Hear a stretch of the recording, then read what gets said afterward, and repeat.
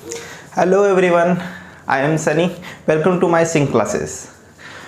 Previous class में हम लोगों ने फर्टिलाइजेशंस क्या होता है उसके बारे में स्टडी किया था। आज हम लोग इसके टाइप्स के बारे में स्टडी करेंगे।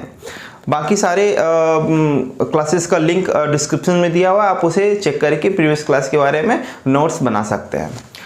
क्लास को आगे बढ़ाते हुए कुछ बात कर लूँ।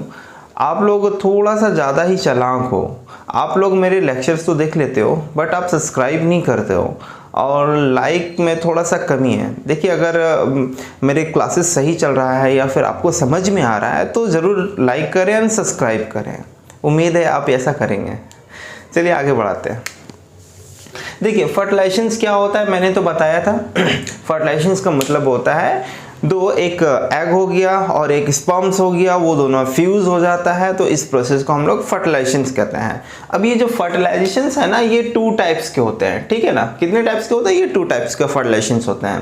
पहला होता है इंटरनल फर्टिलाइजेशंस, दूसरा होता है एक्सटर्नल फर्टिलाइजेशंस। अब ये इंटरनल फर्टिलाइजेशंस क्या होता है इसके बारे में देखते हैं। देखिए, इंटरनल फर्टिलाइजेशंस का मतलब होता है फर्टिलाइजेशंस होना, ठीक है। इंटरनल फर्टिलाइजेशन का मतलब फर्टिलाइजेशन तो होगा ही बट ये बॉडी के इंटर में होगा, मींस बॉडी के अंदर में होगा, ठीक है ना। इसी प्रोसेस को हम लोग इंटरनल फर्टिलाइजेशन कहते हैं। अब ये बॉडी के अंदर में होगा का मतलब कुछ समझ में नहीं आ रहा, मैं समझा रहा हूँ। देखिए होता क्या है, पहले डिफिनेशन देख लेते हैं। फर्टिलाइजेशंस विच अकर इनसाइड द फीमेल बॉडी। फर्टिलाइजेशंस कहाँ होता है? बॉडी के फीमेल बॉडी के अंदर में होता है, इसी को हम लोग इंटरनल फर्टिलाइजेशंस कहते हैं। अब बॉडी के अंदर में क्या होता है? देखिए, बॉडी के अंदर में कोई एक फीमेल है तो उसके बॉडी के अंदर में मैंने क्या बताया था कि जितना भी फीमेल एनिमल्स है वो एग प्रोड्यूस करती है, ठीक है, और स्पर्म्स जो होता है वो मेल प्रोड्यूस करते हैं। और ये जो स्पर्म्स है ना, ये मेल के बॉडी से फीमेल के बॉडी के अंदर इन कर जाता है, ठीक है। अब ये इन कैसे कर जाता है? देखिए, ये इन कैसे करते हैं? During the copulations of a man. जब मैन क्या करते हैं ना, कोई फीमेल के साथ कॉपुलेशन कराते हैं, मीन्स सेक्सुअल रिलेशनशिप बनाते हैं, तो ऐसे कंडीशंस में क्या होता है, मेल अपना स्पर्म जो है इनसाइड कर देता है वोमेन्स के बॉडी में, ठीक है ना। क्या करता है, जब कॉपुलेशंस होता है तो मेल क्या करता है, अपने स्पर्म्स को वोमेन्स के बॉडी के अंदर कर देता है, ठीक है। अब ये जो स्पर्म्स है वो किससे, मतलब किस प्रोसेस से, ये किससे वो बॉडी के वोमेन्स के बॉडी के अंदर में इन करता है? तो मेल के पास एक ऑर्गन होता है जिसे हम लोग पेनिस कहते हैं, ठीक है ना। मेल क्या करते हैं, ये पेनिस से ही हम लोग यूरिन रिलीज करते हैं। हम लोग टॉयलेट वगैरह जाते हैं ना, तो जो टॉयलेट वगैरह जाते हैं तो जिससे वो यूरिन निकलता है उसी को हम लोग कहते हैं पेनिस, ठीक है ना। और भी स्पर्म्स भी निकलता है, तो ये जो पेनिस है ना, ये पेनिस वोमेन्स के वेजाइना में इन करता है और उसके बाद ये स्पर्म्स उस वेजाइना के अंदर में, वोमेन्स के वेजाइना के अंदर में ये स्पर्म्स को रिलीज कर देता है। अब वो जब ये जब स्पर्म्स वोमेन्स के वेजाइना में इन कर जाता है तो वो स्पर्म्स क्या करता है, तैरता हुआ और एग के पास पहुंचता है, और एग के पास पहुंचने के बाद ये फर्टिलाइजेशन का प्रोसेस स्टार्ट हो जाता है, ठीक है ना। इसी प्रोसेस को हम लोग इंटरनल, ये सारा चीज़ देखिए बॉडी के अंदर में ही हो रहा है ना। हम लोग स्पर्म्स फीमेल के वेजाइना में, वेजाइना के इन में ही किए हैं। इस प्रोसेस को ही हम लोग इंटरनल फर्टिलाइजेशंस कहते हैं। अब एक्सटर्नल फर्टिलाइजेशंस क्या होता है? देखिए, फर्टिलाइजेशंस इनमें भी होता है बट ये फर्टिलाइजेशंस बॉडी के बाहर में होता है। बॉडी के बाहर का मतलब क्या होता है ना, कि इस प्रोसेस में कोई भी मेल अपने स्पर्म्स को कोई भी वोमेन्स के, कोई भी फीमेल के, वोमेन्स नहीं कहेंगे इसमें, फीमेल वाला वर्ड यूज करेंगे, कोई भी फीमेल के बॉडी के इन में नहीं डालता है, ठीक है ना, स्पर्म्स को। देखिए, fertilizations the fertilizations which occur outside the female body। Female body के, जैसे ये कोई एक फीमेल है, स्माइल कर रही है, ठीक है ना, ये कोई एक फीमेल है, तो इस फीमेल के बॉडी के इन में, इस बॉडी के इन में ये स्पर्म्स रिलीज नहीं होगा, ठीक है ना। ये स्पर्म्स जो होता है बॉडी के इन में ये रिलीज नहीं होगा, और वो स्पर्म्स नहीं होता है, और में भी मैं बताऊंगा स्पर्म्स होता ही है और साथ ही साथ कुछ और भी होता है। तो ये स्पर्म्स इसके फीमेल के बॉडी में इन नहीं होगा, तो ये क्या होगा बॉडी के बाहर में, ये बॉडी ये बाहर साइड में है, ये बॉडी के बाहर में कोई इन्वायरमेंट है, ठीक है ना। इस यहाँ पे क्या होता है स्पर्म्स को रिलीज करता है कोई एक मेल रिलीज करता है, और फीमेल क्या करती है अपना एग को रिलीज करती है, और उस प्रोसेस को हम लोग एक्सटर्नल फर्टिलाइजेशन कहते हैं। देखिए पहले सुन लीजिएगा ये क्या होता है। The fertilisations in which occur outside the female body, female body के बाहर में, एक सेकेंड,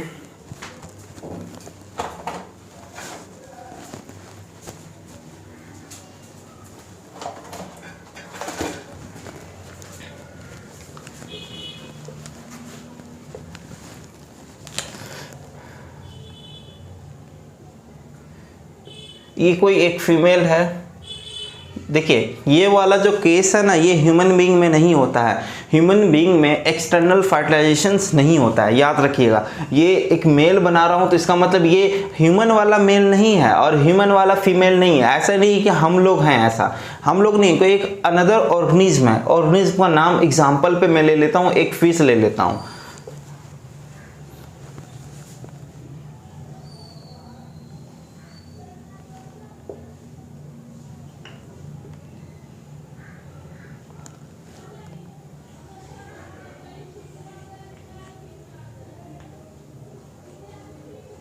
ठीक है, ये दो एक फिश है। अब ये दोनों फिश क्या करता है ना कि ये वाला जो फिश है ये एक मेल है और ये एक फीमेल है। ये मेल वाला फिश ये अपने स्पर्म्स को बाहर में ही रिलीज कर देता है, बाहर में, इसके बॉडी के अंदर रिलीज नहीं करेगा। और फीमेल क्या करती है अपने एग को भी बाहर रिलीज कर देती है, ठीक है ना। तो जनरली क्या होता है फीमेल जहाँ पे एग रिलीज करती है तो मेल वहीं पे आकर के उसके नज़दीक में आकर के अपने स्पर्म्स को रिलीज कर देता है। अब ये दोनों रिलीज कर दिया और ये वाला स्पर्म्स और एग दोनों फ्यूज होकर के अब यहाँ पे नया एम्ब्रायो या ज़ायगोट्स बनना स्टार्ट हो जाएगा। इसी प्रोसेस को हम लोग एक्सटर्नल फर्टिलाइजेशन कहते हैं। देखिए ये दोनों अपने बॉडी के अंदर में नहीं हो रहा है, ये बॉडी के बाहर साइड में हो रहा है। ये जनरली होता क्या है, amphibians like frog, toads, fish, ये सारा जो है ये एक्सटर्नल फर्टिलाइजेशंस करते हैं, ठीक है। जितना भी जो फ्रॉग हैं, टॉड्स हैं या फिर फिश हैं, ये सारा एक्सटर्नल फर्टिलाइजेशंस कहते हैं। होता क्या है इसमें, देखिए the male and female animals release there sperms, ये एनिमल्स जो है वो अपने स्पर्म्स को रिलीज करेगा और वो एग को भी रिलीज करेगा। मेल रहेगा तो वो स्पर्म रिलीज करेंगे, फीमेल रहेगा तो वो एग रिलीज करेगी। इन द वाटर, कहाँ पे ये रिलीज करते हैं ये, अगर फ्रॉग का बात करूं या फिर फिश का बात करूं तो ये दोनों कहाँ रिलीज करेंगे, ये वाटर में रिलीज करेंगे, ठीक है। वाटर में कोई एक ऐसा प्लेस ले लेंगे जहाँ पे वो रिलीज करता है वाटर के अंदर। और जिस जगह पे, जैसे ये कोई एक वाटर का प्लेस है, इस जगह पे क्या रिलीज किया है, ये कोई मेल स्पर्म रिलीज किया, कोई एक फीमेल भी यहाँ पे रिलीज कर दिए। अब ये दोनों वाटर में ही क्या करेगा, फर्टिलाइजेशन का प्रोसेस स्टार्ट कर देगा। पहले ये दोनों मिलेगा, कोलाइजन होगा, और कोलाइजन होने के बाद स्पर्म एंड एग का कोलाइजन होगा, उसके बाद ये फ्यूज होगा और फर्टिलाइजेशन प्रोसेस स्टार्ट हो जाएगा। इसी प्रोसेस को हम लोग एक्सटर्नल फर्टिलाइजेशन कहते हैं, ठीक है। ये हमारा फर्टिलाइजेशन का टॉपिक पूरा कंप्लीट हो गया है। अब हम लोग क्या स्टडी करने वाले हैं कि ये जो सेक्सुअल रिप्रोडक्शन है ना उसका सिग्निफिकेशंस क्या होता है। देखिए सिग्निफिकेशंस का मतलब होता है कि ये इसका महत्व क्या है, ठीक है। एक होता है एडवांटेज, हाँ कई बार क्वेश्चन दे देता है क्या कि सेक्सुअल रिप्रोडक्शंस क्या होता है, what is sexual reproductions and right it's the significations. इसका सिग्निफिकेशंस क्या है वो हमें पता है, या फिर कभी दे देता है what is sexual reproductions right for advantage, ठीक है। ये दोनों अलग अलग थोड़ा सा माइनर सा क्वेश्चन है। देखिए ये जो सिग्निफिकेशंस है इसका मतलब होता है महत्व। आखिर सेक्सुअल रिप्रोडक्शंस का इंपॉर्टेंस क्या है, महत्व क्या है, उसके बारे में हम लोग पढ़ते हैं। देखिए sexual reproductions involve DNA. Sexual reproduction जब भी होता है तो डीएनए का इन्वॉल्वमेंट होता है। अब डीएनए कैसे, वो भी टू डिफरेंट ऑर्गेनिज्म का होता है। देखिए ये एक मेल थी ना, ये फीमेल थी और ये एक मेल था, ये दोनों अपना अपना डीएनए प्रोड्यूस किया। इनका अपना एक अलग डीएनए है, इनका एक अपना अलग डीएनए है। ये दोनों डीएनए क्या करता है, इन्वॉल्वमेंट होता है। तो इसलिए DNA of the two different organism, दो डिफरेंट ऑर्गेनिज्म का डीएनए इसमें मिल गया, हाँ, विच promote the diversity character in the offspring. और ये क्या करते हैं ना, प्रमोट करता है डाइवर्सिटी को, मतलब डाइवर्सिटी मीन्स नया ऑर्गेनिज्म तरह का ये प्रमोट करता है अपने ऑफस्प्रिंग को, नया तरह का ऑफस्प्रिंग ये बनाता है। अब देखिए ये जो फीमेल है और ये जो मेल है, ये दोनों से जब ये कोई बेबी बनेगा ना, ये जो ऑफस्प्रिंग बनेगा, ये ऑफस्प्रिंग बिल्कुल इन दोनों के जैसा ही नहीं मिलेगा। 50% चांसेस है इन दोनों के जैसा मिलेगा, कभी कभी 100% भी चांसेस हो जाता है कि दोनों में से कोई किसी एक का ही स्ट्रक्चर मिल जाए, लेकिन ये गारंटेड नहीं है कि हाँ एकदम मम्मी पापा जैसा ही एकदम डिट्टो मिलना चाहिए, ठीक है ना, याद रखिएगा इसमें। तो ये आपका डीएनए का 2 डीएनए मिल जाता है, एक मेल से एक फीमेल से, और डिफरेंट ऑर्गेनिज्म में, और ये ऑफस्प्रिंग को ये प्रोड्यूस करता है, ठीक है, और ये डाइवर्सिटी चेंज हो जाता है। The sexual reproductions result in the organism of the new species, इसमें एक न्यू स्पीसीज का भी इन्वॉल्वमेंट होता है। देखिए न्यू स्पीसीज में का मतलब क्या समझते हैं, कभी कभी कोई एक नॉर्मल फीमेल रहती है और एक कोई नॉर्मल मेल रहते हैं, दोनों मैटिंग करते हैं, मैटिंग करने के बाद एक नया ऑफस्प्रिंग प्रोड्यूस होता है। अब कभी कभी देखेंगे ना कि उन ऑफस्प्रिंग में कुछ अलग ही कैरेक्टर मिल भी जाता है, कभी कभी कैरेक्टर का मतलब थोड़ा सा अलग ही लक्षण, मतलब एक बॉय है तो उस बॉय के अंदर एक फीमेल वाला कैरेक्टर मिलेगा, बात करने का स्टाइल, हैंड का, कभी नेल पॉलिश वगैरह जो होता है, नेल पेंट वगैरह वो लगाना, थोड़ा सा उसका सोच है ना बिल्कुल डिफरेंट हो जाता है एक नॉर्मल मेल से। तो एक नया तरह का भी स्पीसीज बन रहा है, ठीक है ना। और सिर्फ वही नहीं है, और भी न्यू स्पीसीज का मतलब क्या होता है कि कोई एक नॉर्मल मेल है, नॉर्मल फीमेल है, ये दोनों कॉपुलेशंस करेंगे। कॉपुलेशन करने के बाद क्या होता है कि इन दोनों में से एक जो नया ऑफस्प्रिंग बनेंगे वो थोड़ा सा ज़्यादा तेज हो जाता है, कभी कभी बहुत ज़्यादा ब्रिलियंट रहते हैं, बहुत ज़्यादा, अगर दोनों श्यामला कलर में है तो दोनों बहुत ज़्यादा, या जो ऑफस्प्रिंग है वो तो ज़्यादा ही थोड़ा बिल्कुल वाइट और क्या कहते हैं उसको, गोरा वाला बच्चे बनेंगे, ठीक है ना, ऐसा भी हो सकता है। तो एक नया स्पीसीज बनने का चांसेस होता है सेक्सुअल रिप्रोडक्शंस में, ठीक है। It help in the survival of a species. अब ये क्या करते हैं ना कि ये किसी भी ऑफस्प्रिंग को या फिर किसी भी स्पीसीज को सर्वाइवल मीन्स रहने में हेल्पफुल करते हैं। अब हेल्पफुल रहने में कैसे हेल्पफुल करते हैं, देखिए ये कोई मेल था, ये फीमेल थी, एक फिश का बात कर रहे हैं, आपको एक ठीक है, इन दोनों का बात कर रहे हैं। तो इन दोनों जो ये मेल वाला है और ये फीमेल वाला है, ये दोनों सर्वाइवल करने में बहुत इजीली रहेगा, हेल्पफुल रहेगा। क्यों?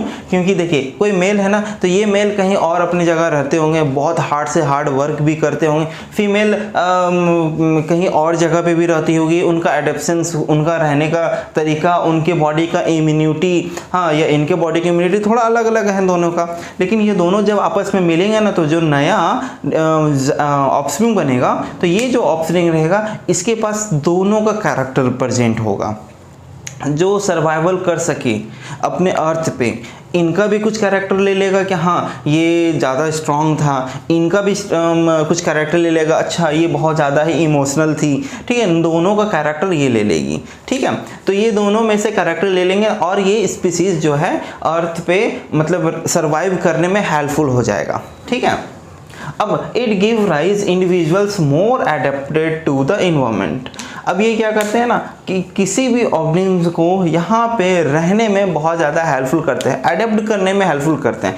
अडेप्ट करने का मतलब देखिए, अगर मैं क्या करूँ ना कि आपको मैं बोलूँ कि चलो ठीक है आप लोग हिमालय वगैरह में, एवरेस्ट वगैरह चलो, ठीक है, तो आप लोग जैसे एवरेस्ट वगैरह पे जाओगे या फिर कोई टूरिस्ट वगैरह में, तो आप लोग बहुत ज़्यादा ही वीकनेस आएगा, मतलब थक जाओगे या फिर ठंडा बहुत ज़्यादा फील करोगे, है ना।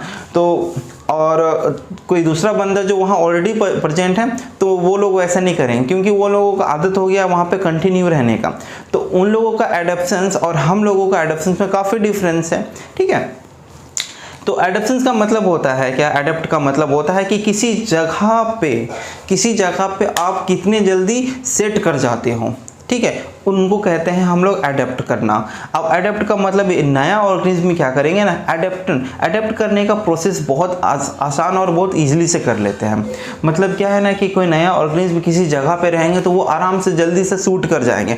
नहीं तो आप कभी गांव वगैरह में जाओ तो अक्सर क्या होता है कि बीमार पड़ जाते हो। क्यों? क्योंकि वहाँ के पानी सूट नहीं करता है, कभी वहाँ के इन्वायरमेंट सूट नहीं करता है, जाते हो वहाँ पे कहीं बाहर पे तो सर्दी जुकाम फीवर वगैरह आना स्टार्ट हो जाता है ना। तो ये ये सब प्रोसेस का चांसेस बहुत कम हो जाता है अगर सेक्सुअल रिप्रोडक्शंस होता है, क्योंकि आपके बॉडी में मेल और फीमेल दोनों का कैरेक्टर प्रेजेंट आ गया है। तो इसकी वजह से क्या होगा कि आप किसी भी जगह पे अडेप्ट करने का जो पावर है वो बढ़ जाता है। तो ये आपका मेन सिग्निफिकेशंस हो गया आपका सेक्सुअल रिप्रोडक्शंस का, ठीक है ना।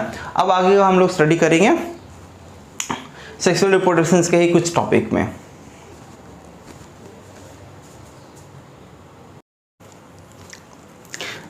देखिए प्यूबर्टी क्या होता है उसके बारे में आज हम लोग पढ़ते हैं। प्यूबर्टी क्या होता है? The age at which the sex hormones या फिर gamete being to be produced. क्या बोलता है? प्यूबर्टी वह एक एज होता है जब कोई बॉयज एंड गर्ल्स क्या करता है, जब कोई boys and girls sex hormones या फिर गैमेट्स प्रोड्यूस करना स्टार्ट करें, ठीक है ना, उसी को हम लोग प्यूबर्टी कहते हैं या प्यूबर्टी स्टेज कहते हैं। फिर से बता रहा हूँ, प्यूबर्टी किसे कहते हैं? जब कोई मेल या फीमेल वो खुद सेक्स हार्मोन्स या फिर गैमेट प्रोड्यूस करना स्टार्ट करे और साथ ही साथ क्या कि वो सेक्सुअली मैच्योर भी हो जाए, ठीक है ना। अब ये सेक्सुअली मैच्योर का मतलब क्या होता है? सेक्सुअली मैच्योर का मतलब अब वो कोई नया बेबी या फिर नया कोई रिप्रोड्यूस करना, मतलब एबल टू रिप्रोड्यूस, अब वो रिप्रोड्यूस करना स्टार्ट कर सकता है। ऐसे कंडीशंस को, ऐसी स्टेज को ही हम लोग प्यूबर्टी कहते हैं, ठीक है। अब यहाँ पे एक क्वेश्चन आता है क्या कि जो प्यूबर्टी है, प्यूबर्टी में मैंने क्या बताया? The age at which the sex hormone produce, वह एज जहां पे सेक्स हार्मोन्स प्रोड्यूस करना स्टार्ट करे, मतलब उस एज के बाद अब कोई इंसान को हम लोग प्यूबर्टी कहेंगे। जैसे सपोज डेट क्या है कि अभी मेरा जो एज है ना वो 10 ईयर्स है, ठीक है ना, या फिर 9 ईयर्स मेरा एज है सपोज डेट। अब सपोज 9 ईयर्स मेरा एज है तो क्या मेरा बॉडी में ये सेक्स हार्मोन्स प्रोड्यूस होगा? तो नहीं। आंसर क्या है इसमें? नहीं। सेक्स हार्मोन जो है वो मेल में क्या है 13 to 14 ईयर्स हो जाने के बाद ये प्रोड्यूस होता है, ठीक है। जब कोई मेल 13 to 14 ईयर्स अटेन कर लेता है अपना एज को, तब वो puberty stage means sex hormones produce करना स्टार्ट होता है। तो ऐसे एज को ही हम लोग प्यूबर्टी कहेंगे, मतलब अब हम लोग प्यूबर्टी कह सकते हैं। मींस अब वो सेक्स हार्मोन्स प्रोड्यूस कर लिया है तो अब वो प्यूबर्टी स्टेज में इन कर गया है, ठीक है। अब रहा बात ये जो सेक्स हार्मोन्स है, क्या सिर्फ मेल ही प्रोड्यूस करता है? नहीं, ये फीमेल भी प्रोड्यूस करती हैं। और फीमेल का जो एज होता है वो 10 to 12 ईयर्स होता है। मीन्स क्या कि जब कोई फीमेल जब कोई फीमेल 10 से लेकर के 12 ईयर तक अटेन कर लेती है, तब वो क्या करती है, उसके बॉडी में सेक्स हार्मोन्स प्रोड्यूस होना स्टार्ट हो जाता है। अब जब वो सेक्स हार्मोन्स प्रोड्यूस होना स्टार्ट कर जाएगा, इसका मतलब अब वो प्यूबर्टी स्टेज में इन कर चुकी है या इंटर कर चुकी है, ठीक है। उसी को हम लोग प्यूबर्टी कहते हैं। कई बार पूछा जाता है प्यूबर्टी स्टेज जो है वो गर्ल्स में कौन सा एज से माना गया है, तो 10 से 12 ईयर्स के बाद 12 ईयर्स के बीच में हम लोग प्यूबर्टी स्टेज कहते हैं फीमेल का, ठीक है ना। ये तो हो गया हमारा प्यूबर्टी स्टेज में। एक टॉपिक है क्या कि ये जो सेक्स हार्मोन्स प्रोड्यूस करता है, ये सेक्स हार्मोन्स मतलब ये जो सेक्स हार्मोन्स प्रोड्यूस करता है ये होता क्या है सेक्स हार्मोन्स, और कहाँ से प्रोड्यूस होता है? इसका आंसर देखिए क्या होता है। पहले ये समझते हैं कि ये क्या होता है।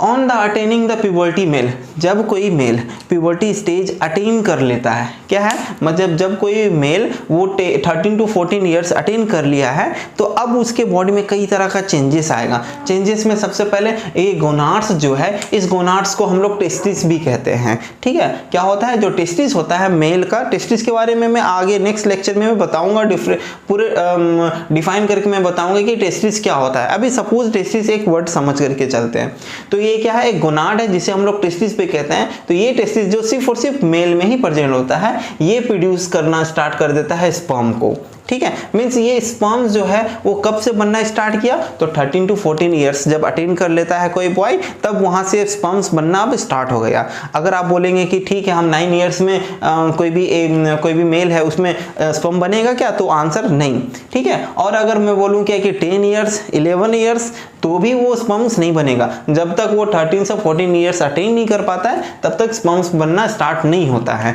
ठीक है। या फिर हम लोग सेक्सुअली मैच्योर नहीं होते हैं। नेक्स्ट पॉइंट है the attaining the puberty female. अब फीमेल में ये कंडीशंस क्या होता है ना, जब कोई फीमेल प्यूबर्टी स्टेज को अटेन कर लेती है, मतलब 10 to 12 ईयर्स हो जाती है जब कोई फीमेल का, तब वो गोनाड्स मींस इसका ओवरीज ये स्टार्ट कर देती है क्या प्रोड्यूस करना, ओवा या फिर एग को। ठीक है, देखिए मेल क्या प्रोड्यूस करता है, मेल जैसे ही वो 13 से 14 ईयर्स होता है तब वो क्या प्रोड्यूस करना स्टार्ट करता है, स्पर्म को। ठीक है, अब अगर वो स्पर्म प्रोड्यूस कर लिया है इसका मतलब वो फादर बन सकता है। ठीक है, अब कोई फीमेल का बात करें तो फीमेल क्या करती है, जब वो 10 to 12 ईयर्स अटेंड कर लेती है तब वो क्या प्रोड्यूस कर सकती है, तब वो ओवा प्रोड्यूस कर सकती है, एग प्रोड्यूस करना स्टार्ट कर सकती हैं। अब देखिए ऐसे कंडीशंस में भी ये सेक्सुअली ये बेबी कैरी कर सकती है, इसमें नो डाउट, बट बहुत सारा प्रॉब्लम्स हो सकता है, बहुत सारा प्रॉब्लम, क्योंकि सिर्फ और सिर्फ बॉडी ही अभी उस लायक नहीं बना है। देखिए यहाँ एक टॉपिक है ना सेक्सुअली मैच्योर, है ना, ये देखिए एज के हिसाब से तो ये फुलफिल हो गया, बट ये सेक्सुअली मैच्योर नहीं हुआ है पूरी तरीके से। सेक्सुअली मैच्योर का मतलब होता है मेंटलिटी के साथ साथ पूरे बॉडी स्ट्रक्चर भी सही तरीके से मैच्योर होना। ठीक है, तो वो अटेंड नहीं कर पाता है। नेक्स्ट है क्या कि जो टेस्टिस है वो प्रोड्यूस करता है मेल सेक्स हार्मोन्स। ये बहुत इंपॉर्टेंट पॉइंट है, याद रखिएगा। जब कोई मेल, क्या बोल रहा हूँ, कोई भी मेल क्या है वो क्या प्रोड्यूस करता है, जब कोई भी मेल, किसी भी मेल के बॉडी में क्या प्रेजेंट होता है, एक ऐसा करके टेस्टिस प्रेजेंट होता है। ठीक है, और ये टेस्टिस क्या करता है, प्रोड्यूस करता है क्या, मेल सेक्स हार्मोन्स। ठीक है ना, मेल सेक्स हार्मोन्स किसे कहा जाता है, तो मेल सेक्स हार्मोन्स टेस्टोस्टेरोन को कहा जाता है। कई बार 1 मार्क्स के लिए क्वेश्चंस बोर्ड में आया है। ठीक है, तो ये टेस्टोस्टेरोन किसे कहा जाता है, मेल सेक्स हार्मोन्स को कहा जाता है। ये टेस्टोस्टेरोन कहाँ प्रोड्यूस होता है, तो ये टेस्टिस में प्रोड्यूस होता है। ये कौन कैरी करता है, तो ये मेल कैरी करता है। टेस्टोस्टेरोन फीमेल में नहीं होता है, इस बात को याद रखिएगा। सिर्फ और सिर्फ मेल ही कैरी करता है, ये मेल ही प्रोड्यूस करता है टेस्टोस्टेरोन। नेक्स्ट है ovaries produce 2 female sex hormones. जैसे ये मेल है ना सिर्फ और सिर्फ एक सेक्स हार्मोन्स ही प्रोड्यूस किया था, उसी तरीका से ये फीमेल जो है ये 2 सेक्स हार्मोन्स प्रोड्यूस करेगी। अब ये 2 सेक्स हार्मोन्स क्या है, पहला का नाम है ओस्ट्रोजीन्स, दूसरा है प्रोजेस्टेरियोन। ठीक है, अब ये ओस्ट्रोजीन्स और प्रोजेस्टेरियोन क्या है, बहुत इंपॉर्टेंट हार्मोन्स है ये दोनों, मेल के लिए ये और फीमेल के लिए ये दोनों बहुत ही इंपॉर्टेंट हार्मोन्स हैं। यही दोनों हार्मोन्स की वजह से ही कई तरह का बेबी कैरी हो पाता है, कई तरह का सा मेंस्ट्रुअल साइकिल्स वगैरह सही तरीके से अकर हो सकता है। टेस्टोस्टेरोन के वजह से ही हमारे बॉडी में कई तरह का चेंजेस आना स्टार्ट हो जाता है। ये सभी कुछ इंपॉर्टेंट्स नेक्स्ट वीडियोस में भी मैं बताऊंगा। पहले तो ये समझ लेते हैं क्या कि जो प्यूबर्टी स्टेज हो जाता है, अटेंड कर लेता है कोई भी मेल या फीमेल, तो आखिर बॉडी में क्या चेंजेस आता है। देखिए जब कोई मेल का बात कर रहा हूँ, जब कोई मेल प्यूबर्टी स्टेज अटेंड कर लेता है, मीन्स वो 13 to 14 ईयर्स अटेंड कर लेता है, तब उसके बॉडी में क्या होता है ना, बहुत तरह का चेंजेस आना स्टार्ट हो जाता है। अब बहुत तरह का चेंजेस क्या स्टार्ट हो जाता है, आप गौर करेंगे क्या चेंजेस आता है। सबसे पहले क्या कि ये हेयर ग्रो होने लगता है आर्म पिट्स में। ठीक है ना, ये आर्म पिट्स में या प्यूबिक रीजन्स में, प्यूबिक मतलब जेनाइटल एरिया वाला में। ठीक है ना, आर्म पिट्स मीन्स अंडर आर्म वगैरह सब में बॉडी हेयर ग्रो करने लगेगा। अंडर आर्म्स फिर जेनाइटल एरिया, जो मेल का जेनाइटल एरिया है उस जगह पे भी हेयर ग्रो करना स्टार्ट हो जाएगा।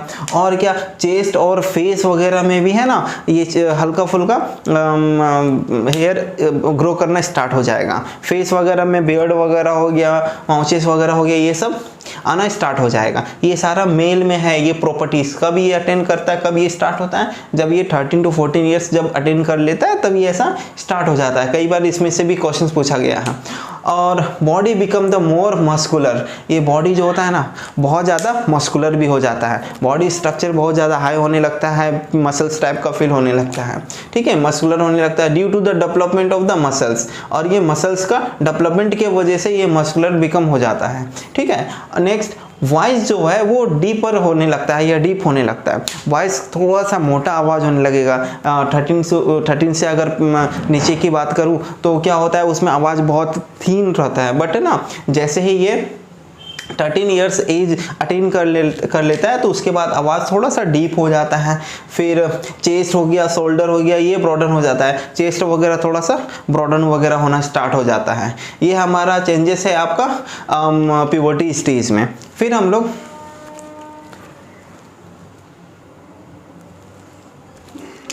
ठीक है, फिर क्या होता है, ये जो पेनिस है और टेस्टिस है ये लार्ज होना स्टार्ट हो जाता है। देखिए पेनिस के बारे में पहले भी बताया था ना, मेल का ये एक रिप्रोडक्टिव पार्ट है, वो पार्ट जिससे स्पर्म्स रिलीज होता है, और वो पार्ट जिससे स्पर्म्स रिलीज होता है जिससे यूरिन भी रिलीज होता है, वैसे पार्ट को हम लोग पेनिस कहेंगे। इसका स्ट्रक्चर वगैरह फुल मैं नेक्स्ट टॉपिक में बताऊंगा, ठीक है। वो थोड़ा बड़ा साइज होने लगेगा, टेस्टिस का भी साइज इंक्रीज हो जाएगा। ये सारा जो चेंजेस है, ये सारा चेंजेस कोई मेल में होता है कब, जब वो प्यूबर्टी स्टेज को अटेन कर लेता है, ठीक है।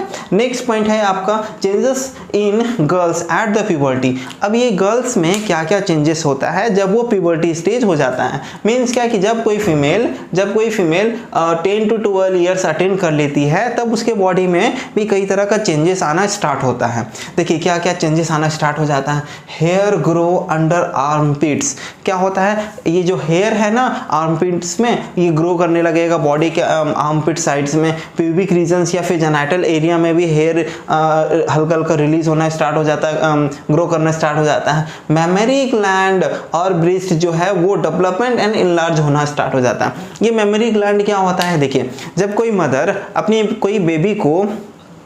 अपनी कोई बच्चे को मिल्क पिलाती है ना, तो जिस पार्ट से वो जो मिल्क पिलाती है अपने कोई भी बेबी को फीडिंग करवाती है, तो उसी पार्ट को ही हम लोग कहते हैं मेमोरी ग्लैंड, ठीक है।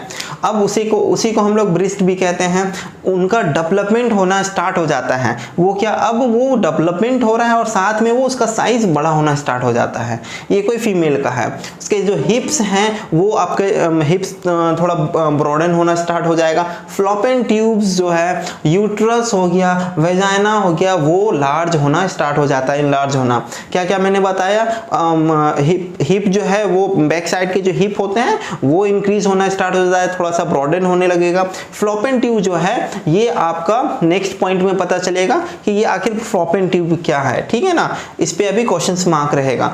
यूट्रस क्या होता है ये भी नेक्स्ट टॉपिक में बताऊंगा। यूट्रस जो होता है कोई भी फीमेल का वो पार्ट होता है जहां पे कोई भी बेबी को एम्ब्रायो को डेवलपमेंट होता है, वो यूट्रस हो गया। वेजाइना हो गया। वेजाइना क्या होता है, ये मेल का वो पार्ट होता है जिससे यूरिन रिलीज होता है, ठीक है ना, या मेंस्ट्रुअल साइकिल्स रिलीज होता है, ये वेजाइना हो गया। या फिर क्या हो गया, इनलार्जमेंट, ये दोनों का साइज भी इंक्रीज होना स्टार्ट हो जाता है, ठीक है। नेक्स्ट पॉइंट है आपका जो ओवरीज है, स्टार्ट, बहुत इंपॉर्टेंट पॉइंट है। ये जो ओवरीज है वो स्टार्ट करना लगती है क्या, एग को ये रिलीज कर देता है।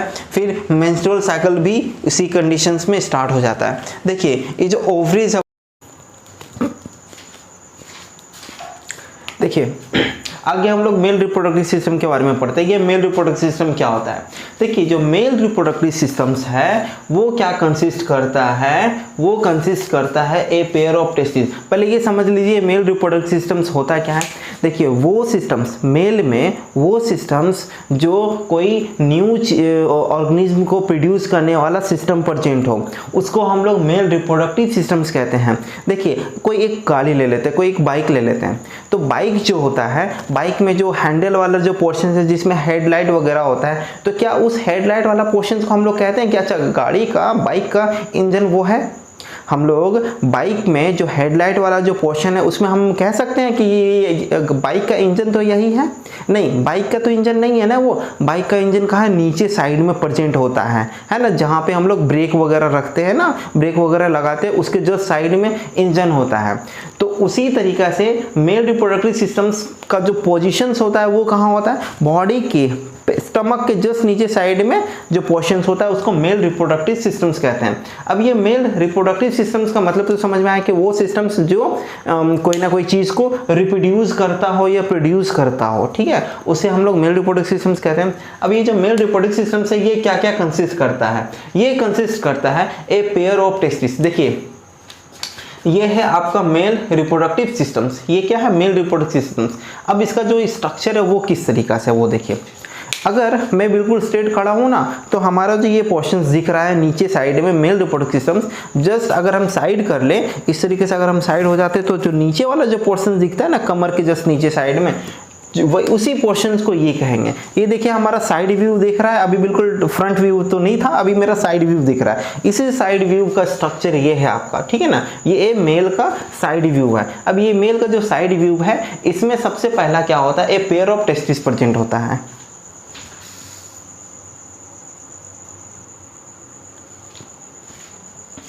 इसमें क्या प्रेजेंट होता है, a pair of testis present होता है। ये पेयर ऑफ टेस्टिस क्या होता है, देखिए ये है मेल का रिप्रोडक्टिव पार्ट, मेल के रिप्रोडक्टिव पार्ट में ये क्या होता है, ये वाला जो पोर्शंस दिख रहा है अंदर में ब्लैक वाला, इसी पोर्शंस को हम लोग टेस्टिस कहते हैं, ठीक है। इस पोर्शन को क्या कहते हैं, टेस्टिस कहते हैं। अब ये जो पोर्शंस होता है वो कहाँ होता है, ये जस्ट हमारे बॉडी के बाहर में। देखिएगा कोई भी मेल का टेस्टिस क्या होता है, कोई भी बॉडी का जो मेल है, मेल का अपर नीचे साइड में है ना, अगर कपड़े ऑन है खुले हुए हैं तो उस पोर्शन को अगर हम कपड़े खोल देते हैं और बिल्कुल विजुअली अगर हमको दिख जाता है ना वो पोर्शंस, उसे हम लोग कहते हैं, देखिए उसे हम लोग कहते हैं स्क्रोटम। किसे क्या कहते हैं, स्क्रोटम। स्क्रोटम क्या होता है, स्क्रोटम जैसे एक बाहर वाला पोर्शन होता है और उसके अंदर में, ये स्क्रोटम हो गया जो कि बाहर वाला पोर्शन है, उसके अंदर में टेस्टिस। अभी हम लोग टेस्टिस में ही रहते हैं तो ये हो गया टेस्टिस। ये टेस्टिस क्या काम करता है, अब ये तो पहला हो गया कि आपका एक टेस्टिस प्रेजेंट है। पेयर ऑफ टेस्टिस का मतलब ये टेस्टिस जो होता है वो दो टेस्टिस होता है, दो टेस्टिस बिल्कुल साथ में रहता है अटैच्ड, ठीक है। तो ये दो टेस्टिस हो गया, और वही दो टेस्टिस को ही हम लोग एक पेयर में कहते हैं। और ए सिस्टम्स ऑफ डक्ट। अब ये सिस्टम्स ऑफ डक्ट क्या होता है, पहले समझिए। डक्ट का मतलब एक तरह से समझ लीजिए कि ये जो एक पाइप दिख रहा है ना, इसी पाइप को हम लोग क्या कहते हैं, डक्ट कहते हैं। एग्जाम्पल पे हम बता रहे हैं ये एक डक्ट है, लेकिन अगर आपसे कोई पूछे कि डक्ट क्या होता है तो आप पाइप नहीं बोलिएगा ना, तो मुझे सुनना पड़ेगा 10 गो बात, ठीक है ना। तो ये पाइप नहीं कहिएगा, उस समय क्या कहना होगा आपको, ये कहेंगे आप कि ये एक डक्ट है, ठीक है। डक्ट का मतलब एक ऐसा वेंस का स्ट्रक्चर जो कोई ना कोई लिक्विड को पास करता है। पाइप क्या काम करता है, पाइप क्या काम करता है, पाइप जो होता है कई तरह का लिक्विड फ्लो करता है। पाइप में कोई ना कोई लिक्विड ही ना फ्लो करता है। हम लोग जनरली मोटर वगैरह में पाइप क्यों लगाते हैं, ताकि पानी वगैरह इजीली से पास हो जाए, है ना। तो उसी तरीके से ये जो पाइप दिख रहा है ना, ये जो पाइप होता है वो 3 तरह का पाइप होता है। कितने तरह का पाइप्स होते हैं, 3 तरह का। मतलब डक्ट कितने तरह का होता है, 3 तरह का। पहला होता है एपिडार्मिस वाला पाइप। मतलब एपिडार्मिस वाला डक्ट क्या होता है, ये देखिए टेस्टिस था ना, ये टेस्टिस से एक स्पर्म रिलीज होता है। स्पर्म का फॉर्मेशन कहाँ पे होता है, तो इसी टेस्टिस के अंदर में होता है। टेस्टिस जो है मेल वाला पोर्शन, इसी टेस्टिस के अंदर में क्या प्रेजेंट होता है, स्पर्म होता है। स्पर्म्स का फॉर्मेशन होता है। स्पर्म, अब जब ये स्पर्म का फॉर्मेशन होगा तो ये स्पर्म्स कहाँ जाएगा, ये स्पर्म जो होता है यहाँ से होते हुए इस तरीके रिलीज करेगा। जो ये यहाँ से होते हुए रिलीज करेगा तो यहाँ वाला जो पोर्शंस है, जस्ट इस वाला पोर्शंस को ही हम लोग कहते हैं एपिडार्मिस, ठीक है। टेस्टिस के जस्ट अपर साइड में यहाँ वाला जो स्ट्रक्चर है इसे हम लोग एपिडार्मिस कहते हैं। और एपिडार्मिस के जस्ट थोड़ा सा अपर पोर्शन जाएंगे तो ये वाला जो पाइप है इसी के साथ अटैच रहता है, लेकिन ये अपर वाला पोर्शन हो गया। तो ये वाला जो पाइप है, इस पाइप को कहते हैं वास डिफरेंस। इसी को हम लोग स्पर्म डक्ट भी कहते हैं, ठीक है। और ये स्पर्म डक्ट फिर आगे चल करके होते हुए ये वाला जो पाइप है इससे कनेक्ट हो जाता है। देखिए ये वाला एक इसको कहते हैं ब्लैडर कहते हैं। तो ये ब्लैडर से ऐसे करके पाइप गया हुआ, तो इसी पाइप से ये वाला जो पाइप था, डक्ट था, ये इसके साथ मिल गया, ठीक है ना। तो ये तो हो गया वास डिफरेंस। अब आप एक क्वेश्चन करेंगे, क्या सर ये यहाँ से पाइप स्टार्ट है, ये वाला भी पाइप है, ये वाला पाइप है, ये वाला पाइप है, और ये डक्ट ऐसे करके बाहर गया, तो सर इतना सारा तरह का नाम क्यों दे दिए हैं, अलग अलग पाइप में माथा खराब हो गया है। 10 तरह का पाइप का नाम दे दिए हैं। ये पाइप का कुछ और नाम है, इस पाइप का कुछ और नाम है, ये वाला पाइप का कुछ नेम और है। ये अलग अलग तरह का नेम क्यों दे दिए हैं, देखिए नेम इस वजह से दे दिए है ना, क्योंकि सपोज डेट मुझे क्या करना हो ना कि मुझे ऑपरेशन करवाना है। अगर मुझे ऑपरेशन कराना है और मैं बोलूँ क्या कि इस पोर्शंस में है ना कुछ ना कुछ प्रॉब्लम हो गया है, ठीक है।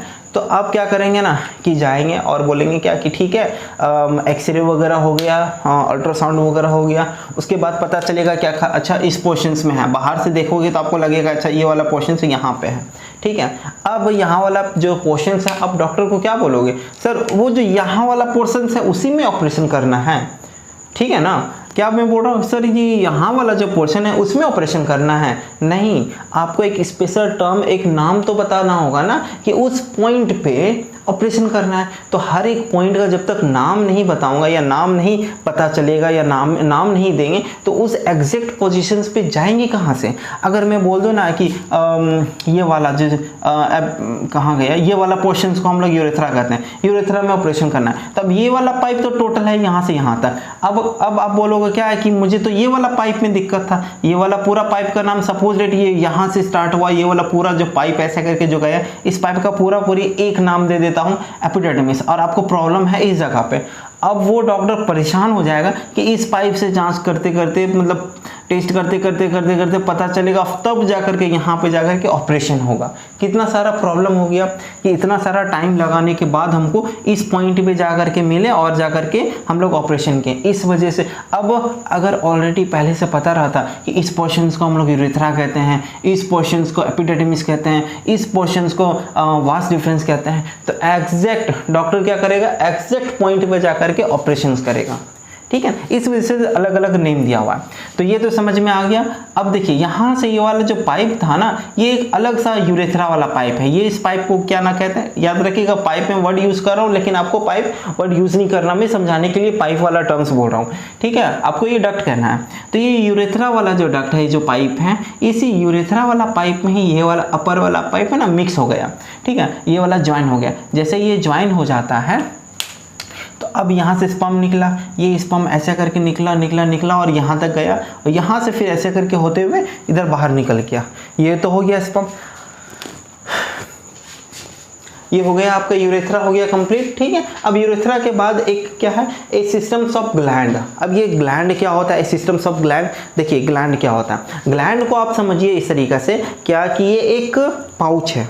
पाउच का मतलब सिर्फ सोच लीजिए एक टाइनी बॉल है, ये क्या एक छोटा सा बॉल टाइप का स्ट्रक्चर दिख रहा है ना, ये है। ग्लैंड का मतलब होता है कि एक ऐसा छोटा वाला पाउच, ठीक है ना, जिसमें कोई ना कोई चीज़ स्टोर करते हो, ठीक है ना। जैसे कई तरह का वेसिकल्स वगैरह आपने पढ़ा होगा, माइटोकॉन्ड्रिया के अंदर में भी वेसिकल्स होता है, साइटोप्लाज्म में भी वेसिकल्स होता है, ठीक है। तो वो चलिए ठीक है, वो उसको हटा दीजिए, लेकिन ये समझ लीजिए एक छोटा सा ऐसा पाउच जिसमें कोई ना कोई चीज़ को स्टोर कर सकते हैं, उसी को हम लोग कहते हैं सेमिनल वेसिकल्स, सॉरी ये ग्लैंड। ग्लैंड जो समझ में आ गया। अब देखिए ग्लैंड जो होता है वो 3 टाइप्स का ग्लैंड होता है, ठीक है ना। देखिए ध्यान से समझिएगा, जो ग्लैंड होते हैं रिप्रोडक्टिव सिस्टम्स में 3 ही तरह का ग्लैंड होता है, बट हमारे बॉडी में बहुत अलग अलग जगह पे भी ग्लैंड होता है। तो अब मैं बोल दूं सपोज इट हमारा जस्ट लीवर के जस्ट नीचे में भी एक ग्लैंड होता है, ठीक है ना। अब जस्ट नीचे में जो ग्लैंड है वो रिप्रोडक्टिव वाला ग्लैंड है क्या? नहीं, वो रिप्रोडक्टिव वाला ग्लैंड नहीं है। तो इस वजह से रिप्रोडक्टिव वाला ग्लैंड सिर्फ और सिर्फ 3 ही होता है। बाकी हमारे बॉडी में भी अलग अलग तरह तरह का ग्लैंड होता है, बहुत सारा, सबका अपना अपना स्टोरेज होता है। जैसे एक सुने होंगे गॉल ब्लैडर, ठीक ना। जो गॉल ब्लैडर होता है वो भी एक तरह का ग्लैंड है। उसमें क्या स्टोर होता है, तो उसमें बाइल स्टोर होता है, ठीक है। तो ये ग्लैंड हो गया। अब ग्लैंड क्या होता है, सेमिनल वेसिकल्स, पहले समझिए। ये है आपका सेमिनल वेसिकल्स, ये दिख रहा है पोर्शंस, ये है सेमिनल वेसिकल्स, मैंने बताया था। अब इस सेमिनल वेसिकल्स का एक छोटा सा काम मैं बता रहा हूँ, इसके बारे में फिर फर्दर डिटेल्स बताना है मुझे। तो ये सेमिनल वेसिकल्स क्या होता है, ये जो ग्लैंड है, ये जरूर मैंने बताया था कि स्टोर करता है। तो ये स्टोर करता है क्या, मतलब कोई और बना देता है और बना करके उसको रखने के लिए देता है क्या, है कि आप स्टोर कीजिए, मेरा सामान है उधार आपके पास। नहीं, स्टोर करने का मतलब क्या ना कि हम, मेरे घर में फैक्ट्री खुला हुआ है तो हम खुद बनाएंगे और खुद स्टोर करेंगे, ठीक है। तो क्या बताया मैंने, ये वाला जो चीज़ है ना सेमिनल वेसिकल्स, ये खुद बनाता है, मीन्स सिंथेसाइज करता है।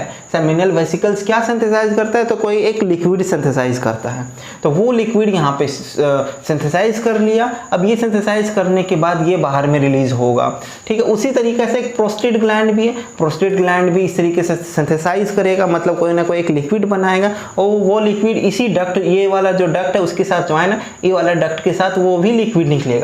देखिए ये जो यूरेथ्रा है, यूरेथ्रा से अब क्या क्या चीज मिल करके निकला, यूरेथ्रा से एक तो स्पर्म निकला, स्पर्म निकला ना, स्पर्म कहाँ से निकला, ये टेस्टिस में स्पर्म्स बनता है, ये स्पर्म निकला, प्लस ये सेमिनल वेसिकल से एक लिक्विड निकला और प्रोस्टेट ग्लैंड से भी एक लिक्विड निकला।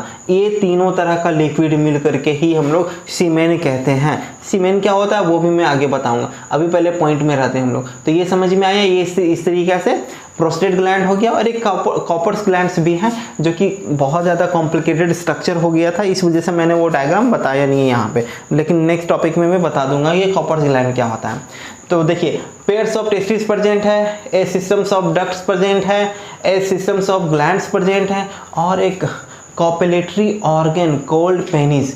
अब ये कॉपुलेटरी ऑर्गन क्या है? कॉपुलेटरी ऑर्गन और कुछ नहीं, जो कपल्स है ना उसी से ही कॉपुलेटरी ऑर्गन बना हुआ है। और कपल्स क्या होता है? हमसे ज़्यादा, बहुत ज़्यादा आप लोग जानते होंगे कि ये कपल्स क्या होता है, ठीक है ना? तो वही वाला गर्लफ्रेंड बॉयफ्रेंड वाला। तो ये जो कपल्स है, ठीक है, ये जो कपल है मीन्स कपल का मतलब क्या समझते हैं? कपल्स का मतलब समझते हैं ना कि दो पर्सन, एक मेल फीमेल वाला कपल्स, उसी को नहीं कहते हैं जो जोड़ा होता है। जो वो जो कपल है, जो कपल के लिए जो यूज़ होता है, तो उसमें एक ऑर्गन होता है, मेल के पास एक ऑर्गन होता है, उस ऑर्गन को ही पेनिस कहते हैं। मतलब वो ऑर्गन जो है ना एक कपल्स में ही यूज़ होता है, मतलब मेल फीमेल जब कंडीशंस होगा ना तभी यूज़ होता है। उस प्रोसेस को हम लोग, उसी चीज़ को हम लोग पेनिस कहते हैं। देखिए ये पेनिस क्या होता है, ये वाला पोर्शन दिख रहा है, ये वाला, इसी पोर्शंस को ही हम लोग पेनिस कहते हैं। ये अब इस पेनिस का काम क्या है छोटा सा मैं बताऊंगा, फिर आगे बताना है मुझे। ये जो पेनिस होता है, इस पेनिस से क्या निकलता है, ये वाला पहले पेनिस से क्या निकलता है सबसे पहले ये समझिए। ये वाला स्ट्रक्चर दिख रहा है ना, ये वाला जो स्ट्रक्चर है इसमें इसे हम लोग यूरिनरी ब्लैडर भी कहते हैं। क्या कहते हैं हम लोग? इसे हम लोग यूरिनरी ब्लैडर कहते हैं। और ये यूरिनरी ब्लैडर क्या होता है? देखिए, हम लोग पानी पिए, पानी पीने के बाद क्या होता है कि हमारे पानी पिए और साथ ही साथ पानी को फिल्टर करता है किडनी हमारा, और साथ में ब्लड को भी फिल्टर करता है किडनी हमारा। और सारा चीज़ को फिल्टर करके करता क्या है, वो सारा चीज़ को फिल्टर करके वो हमारा किडनी क्या करता है, ये वाला जो दिख रहा है आपको ब्लैडर ना, इसमें जा कर के स्टोर कर देता है। इसको यूरिनरी ब्लैडर कहते हैं। ये इसमें क्या स्टोर हो गया, ये हमारा यूरिन स्टोर हो गया। अब जैसे ही ये यूरिन स्टोर हो जाएगा और स्टोर होने के बाद जैसे ये फुल हो जाएगा, सपोज दैट ये यूरिन पूरी तरीके से फिल हो गया, जैसे ये पूरी तरीके से फुल हो गया ना, तो ये वाला जो वॉल है ना यूरिनरी का, ये ब्लैडर का जो वॉल है ना, ये वॉल हमारा तुरंत हमारे ब्रेन को मैसेज देता है। क्या मैसेज देता है कि आपका टंकी पूरी तरीके से फुल हो गया है, फटाफट जा कर के नल खोल दीजिए, ठीक है ना। क्या मैसेज करता है यूरिनरी ब्लैडर का जो वॉल है, हमारा ब्रेन को मैसेज करता है कि आपका टंकी पूरी तरीके से फुल हो गया, फटाफट जाइए और जाकर के नल खोलिए। तो हम लोग दौड़े भागे, तूफान चाहे आगे में कुछ भी रहे, हमको जाना है तो जाना है, ठीक है, वॉशरूम। तो ये हम लोग चले गए और वहाँ से जाने के बाद यहाँ से क्या निकला, ये यूरिन निकला। क्या निकला? यूरिन। हम लोग उसको टॉयलेट कहते हैं। तो ये टॉयलेट निकल गया। एक तो टॉयलेट भी निकलता है और साथ में क्या, ये वाला टेस्टिस से स्पर्म जो होता है वो इसी तरीक़ा से होते हुए भी निकलता है, इसी वाला पाइप से। पाइप एक ही है बट निकलता है एक यहाँ से, एक ऐसे करके, और एक यहाँ से निकलता है। यहाँ वाला जो निकलता है उसको यूरिन, और इधर से जो निकल रहा था, आ रहा था, उसको हम कहते हैं स्पर्म, ठीक है। ये सिस्टम्स आप लोगों ने समझ लिया। अब समझिए कि ये टेस्टिस क्या होता है। मैंने बताया था ना कि पर्टिकुलर में जो ये सारी चीज़ें हैं ये टॉपिक बाय टॉपिक में बताऊंगा। तो ये टेस्टिस क्या होता है उसके बारे में देखिए। टेस्टिस क्या होता है, one pair of testis present होता है, कोई प्रेजेंट होता है हमारे बॉडी में, और वो एक बैग लाइक का स्ट्रक्चर होता है। ये कैसा स्ट्रक्चर होता है, बैग तरह का स्ट्रक्चर होता है। और ये जो बैग टाइप का जो स्ट्रक्चर है ना, इसी को हम लोग स्क्रोटम कहते हैं। ये दिख रहा है आपको स्ट्रक्चर, ये बाहर ब्लू वाला जो है, इसी को हम लोग स्क्रोटम कहते हैं। और स्क्रोटम के अंदर में प्रेजेंट होता है टेस्टिस, ठीक है। क्या मैंने बताया, ये स्क्रोटम जो है, ये स्क्रोटम के अंदर में प्रेजेंट है टेस्टिस। अब ये स्क्रोटम जो होता है ना, वो काम क्या करता है, देखिए स्क्रोटम बहुत बड़ा काम करता है।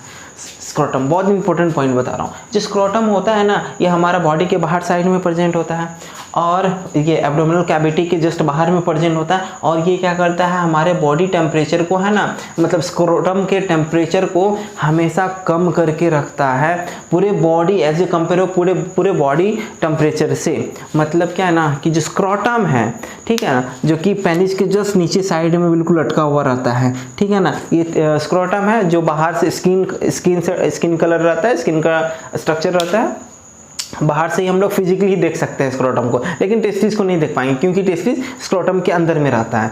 तो ये जो स्क्रोटम है ये हमेशा, जैसे सपोज इट हमारे बॉडी टेम्परेचर है 37, ठीक है, तो इसका बॉडी टेम्परेचर 3 डिग्री कम मिलेगा आपको।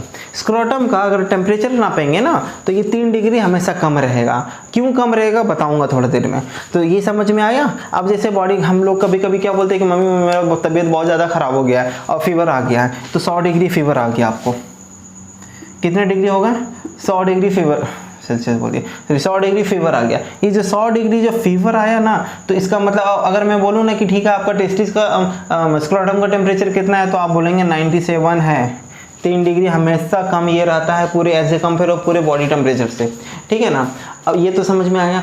अब ये टेस्टिस से ये टेम्परेचर कम क्यों रहता है?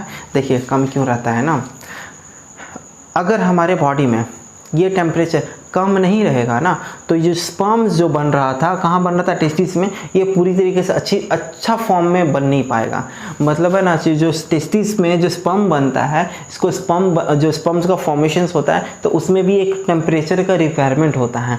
तो वो टेम्परेचर 37 नहीं होता है, ये बस याद रखिएगा। वो 37 इसके लिए ज़रूरत नहीं है, ये 3 डिग्री कम में ज़रूरत है। जितना भी बॉडी टेम्परेचर रहेगा उससे हमेशा 3 डिग्री इसको कम चाहिए, तब अच्छी तरीके से स्पर्म का फॉर्मेशन होगा, ठीक है। अब देखिए जो टेस्टिस होता है, स्क्रोटम होता है, कहा जाता है क्या कि कोई भी मेल को है ना किसी भी आयरन के फैक्ट्रीज़ में वर्क नहीं करना चाहिए। जो आयरन का फैक्ट्री होता है उसमें आपको वर्क नहीं करना चाहिए, खासकर मेल के लिए बोल रहा हूँ। क्यों नहीं करना चाहिए? क्योंकि अगर हम हॉट एरिया में वर्क करते हैं, जैसे कोई आयरन फैक्ट्रीज़ में लोहे में बहुत ज़्यादा पिघला उगला करके बनाया जाता है, उस जगह पर अगर हम लोग वर्क करते हैं ना, तो हमारा बॉडी का जो टेम्परेचर होता है वो बहुत ज़्यादा हाई हो जाता है, क्योंकि हीट कंटिन्यू रिलीज होता है ना, हमारे बॉडी सरफेस में मिल रहा होता है, हमारा बॉडी बहुत गर्म हो जाता है।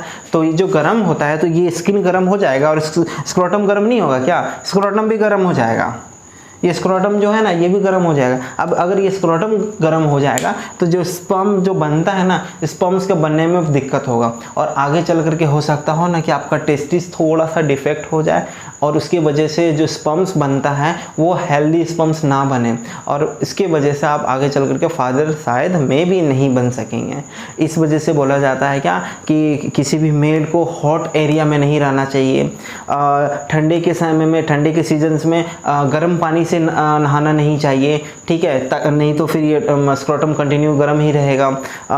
फिर जो आप लोग बैठ करके लैपी वगैरह जो यूज करते हैं, वो लैपी वगैरह गोद में रख करके यूज नहीं करना चाहिए, क्योंकि लैपी के जस्ट नीचे में क्या होता है, गरम गरम दम बिल्कुल हवा भी रिलीज होता है, ठीक है ना। तो वो वाला गर्मी जो होता है वो हमारे स्क्रोटम को दिक्कत कर सकता है। तो ये सारा फैक्टर है जो कि हमें इफेक्ट कर सकता है स्पर्म्स के फॉर्मेशंस में, ठीक है। ये तो हो गया हमारा टेस्टिस का बात, ठीक है।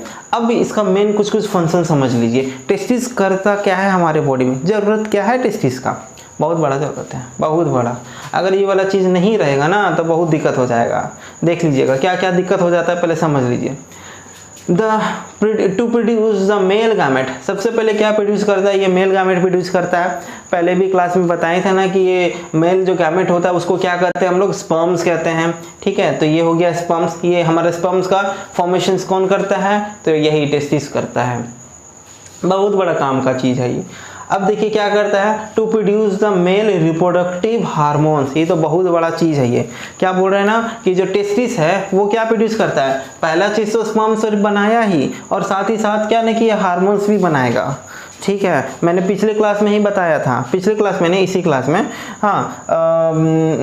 ये जो स्पर्म्स है वो क्या बनाता है, सॉरी ये टेस्टिस जो है वो क्या बनाता है? स्पर्म्स भी बनाता है और हार्मोन्स भी बनाता है। अब ये कौन सा हार्मोन्स बनाता है? तो ये जो एक टेस्टोस्टेरोन नाम करके जो हार्मोन्स होता है ना उसको बनाता है। अब ये टेस्टोस्टेरोन हार्मोन क्या है?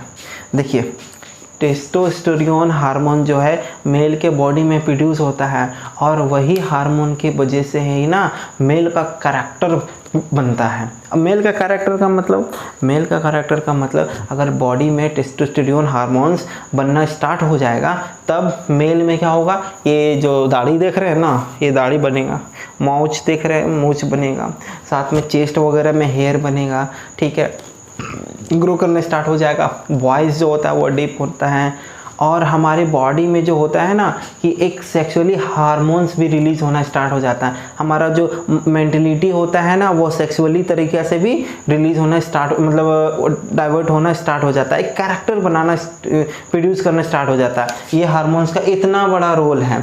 वापस बता रहे हैं क्या है एक और इम्पोर्टेंट रोल। जैसे देखिए, एक 8 साल का बच्चा को ले लेते हैं, कोई 8 साल या 7 साल 6 साल का बच्चा को, उसको कुछ भी पता होगा कि प्यार मोहब्बत क्या होता है, या फिर उनको ये पता होगा क्या कि किसी को ऐसा करके, कोई फीमेल है, किसी फीमेल को इस तरीके से अगर हम टच कर लेते हैं तो उसके बॉडी में कुछ अलग से चीज़ एक्टिविटी होगा क्या? कुछ नहीं होगा, कुछ फील ही नहीं होगा उसको, क्योंकि वो एक छोटा सा बच्ची है या बच्चा है, 8 साल का 10 साल का बच्चा है छोटा सा, उसको ना ऐसा कुछ फील ही नहीं होगा। मतलब सेक्सुअल एक्टिविटी वाला जो मैटर है ना, उसमें से कुछ भी एक्टिविटी उसको होगा ही नहीं, कुछ फील ही नहीं होगा, बस नॉर्मल जी रही है, खा रही है या खा रहा है, इस तरीके से एक्टिविटी चलेगा। क्यों नहीं होगा? इसलिए नहीं होगा क्योंकि अगर वो मेल है ना तो उसके बॉडी में ये टेस्टोस्टेरोन हार्मोन्स पूरी तरीके से बनना स्टार्ट नहीं हुआ है। मतलब जो हमारे बॉडी में जो कैरेक्टर है ना वो रिलीज करता है। हाँ, कि आप किसी को इंट्रेस्ट करना, जैसे देखिए अभी आप लोगों के मन में ऐसा थिंकिंग तो आ नहीं रहा है, लेकिन आप 18-19 साल का जब हो जाएंगे तो आपका भी मन रहेगा, अच्छा वो लड़की बहुत स्मार्ट है, अच्छा तो वो लड़का बहुत स्मार्ट है, इस तरीके से आप बात कहने लगेंगे, नहीं एक बार थोड़ा सा बात कर लेना चाहिए, अच्छा है, लड़की बहुत बढ़िया है या लड़का बहुत बढ़िया है, ऐसा सब बात आप कहेंगे, ठीक है ना। तो ये सब जो बात है, ये सब जो थिंकिंग आ रहा है ना, ये सब क्यों आ रहा है पता है आपका? आप देखें, इस वजह से नहीं आ रहा है, आपके बॉडी में ना वो हार्मोन्स अब बनना स्टार्ट हो चुका है जो ये सब थिंकिंग को है ना बना रहा है, ठीक है ना। आपका इसमें गलती नहीं है, मतलब गलती है, ऐसा नहीं है किसी को छेड़ दे मारेंगे एग्जाम्पल किसी, तो आपके बॉडी में जो है ना ये हार्मोन्स तो बन रहा है। क्यों बन रहा है? क्योंकि आप प्यूबर्टी एज अटेंड कर चुके हैं, अब वो हार्मोन्स बॉडी में मेल कैरेक्टर को बना रहा है, और मेल कैरेक्टर में एक कैरेक्टर ये भी होता है कि किसी के प्रति अट्रैक्ट करना, तो ये अट्रैक्शन वाला जो चीज़ है ना ये हार्मोन्स का काम है। अब किसी फीमेल या मेल में आप देखेंगे ना, किसी मेल में मतलब किसी भी गर्ल्स के प्रति इंटरेस्ट ही नहीं रहेगा, मतलब 18-20 साल या 20 ईयर 25 ईयर हो भी जाएगा, उसकी इंटरेस्ट नहीं रहेगा, फिर फाइनली वो शादी उदी भी नहीं करेगा किसी भी फीमेल से, ठीक है। और आगे चल कर पता चलेगा क्या कि वो जो लड़का था उसको तो इंटरेस्ट है कोई दूसरे लड़की में ही, ठीक है। क्या मैंने बताया, वो जो लड़का था जो किसी को इंटरेस्ट नहीं था, वो अब उसका इंटरेस्ट किस में, किसी और लड़का में ही इंटरेस्ट है, ऐसा हो जाएगा। इसका मतलब क्या है ना, उसको किसी लड़की में किसी गर्ल्स में तो इंटरेस्ट नहीं आ रहा, इसका मतलब है ना कि उसके बॉडी में ये टेस्टोस्टेरोन जो हार्मोन्स है ना वो सही तरीके से बना हुआ नहीं है। मतलब वो कैरेक्टर जो है, अट्रैक्शन वाला कैरेक्टर जो बनाता है टेस्टोस्टेरोन, वो हार्मोन से प्रोड्यूस नहीं हो रहा है उस बेचारे के अंदर में, जो कि किसी के प्रति वो किसी के ऊपर वो अट्रैक्ट कर सके, ठीक है। तो आप ये नहीं कहिएगा कि हाँ उसमें दोष है, मतलब उसके बॉडी में हार्मोन्स ही नहीं बन रहा है तो उसका क्या गलती है। अब वो जन्मजात होता है, ऐसे नहीं कि आज मेरे बॉडी में अचानक चेंज हो गया, ऐसा नहीं होता है, वो जन्मजात होता है ये, ठीक है ना, मतलब जन्म से ही होता है। तो ये टेस्टोस्टेरोन हार्मोन्स कितना बड़ा रोल किया हमारे बॉडी में, which responsible for the producing the sperm तो बनाता ही है, एज वेल एज ये सेकेंडरी सेक्सुअल कैरेक्टर को भी देता है मेल में, मतलब अट्रैक्शन वाला चीज़ देता है। तो ये है आपका टेस्टोस्टेरोन। इसी वजह से बहुत तरह का जो कई तरह का जो केसेस हो रहे हैं प्रॉब्लम वाला, मतलब नेगेटिव वाला चीज़, वो चीज़ ये टेस्टोस्टेरोन की वजह से भी होता है, ठीक है। ये था आपका मेल रिप्रोडक्टिव सिस्टम्स। आगे हम लोग टेस्टिस के बाद हम लोग एपिडिडमिस या सेमिनल या प्रोस्टेट कुछ भी लेकर के पढ़ते हैं, देखिए।